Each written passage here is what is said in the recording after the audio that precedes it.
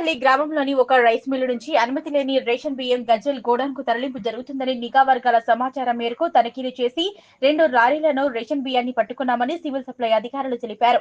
సిద్దిపేట జిల్లా గజ్వెల్లోని గోడౌన్లో విజిలెన్స్ అధికారులు మాట్లాడుతూ మేడ్చల్ మల్కాజిగిరి జిల్లా నుంచి గజ్వెల్ గోదాములకు అక్రమ రేషన్ బియ్యాన్ని తరలిస్తున్నారని నమ్మదగిన సమాచారం వచ్చిందని వెంటనే స్పందించి తమ సిబ్బందితో గోదాముకు వచ్చి పరిశీలించగా 2 లారీలలో రేషన్ బియ్యం ఉన్నాయని, వాటికి సంబంధించిన పత్రాలు సరిగ్గా లేనందున వాటిని అనుమానాస్పద బియ్యంగా పరిగణలోకి తీసుకుని విచారిస్తున్నామన్నారు.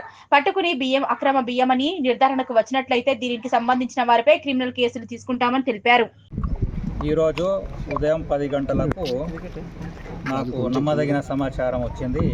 ఏంటి అంటే 2 లారీలు AP28 TD 1467 AP28 TA 7997 అనే 2 లారీలు రైస్ తీసుకొని ఈ సిఎస్సి గోడౌన్ తుర్కపల్లిలో ఈ సిఎస్సి ఎస్డబ్ల్యూసి గోడౌన్ ఉంది. ఇక్కడ ఈ గోడౌన్లో పార్క్ అయి ఉన్నాయి.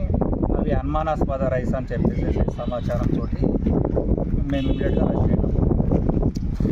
Vigilance and civil supplies head office team ఇక్కడికి రష్ అయినాం. రష్ అయిన తర్వాత ఈ 2 వెహికల్స్ ఇక్కడ పార్క్ చేసి ఉన్నవి కనుక్కున్నాం. ఈ తర్వాత ఈ లారీల యొక్క ట్రక్ షీట్స్, లారీ డ్రైవర్ని దగ్గర ట్రక్ షీట్స్ తీసుకున్నాం. 2 ట్రక్ షీట్స్లో వెరిఫై చేస్తే ఇవి శ్రీ హనుమాన్ రైస్ మిల్ తుర్కపల్లి నుండి అతను సిఎంఆర్ రైస్ మిల్లు సిఎంఆర్ బాకీ కింద ఈ 2 లారీలు ఒక్కొక్క లారీలో 290 క్వింటాల్స్ 2 లారీలు కలిపేసేసి 580 క్వింటాల్స్ లోడ్ రైస్ సిఎంఆర్ కింద అతను గోడౌన్కు అప్పచెప్తున్నాడు. దానికోసం ఇక్కడికి వచ్చినాయి.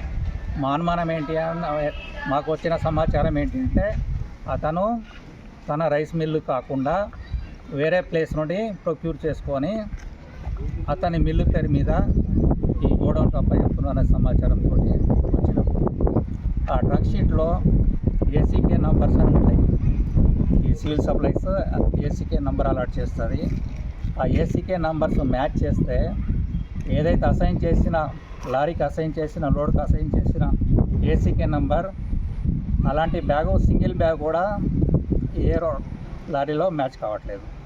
కాబట్టి ఇది సస్పెక్టెడ్ పీడిఎస్ కింద నిర్ధారణ అయింది.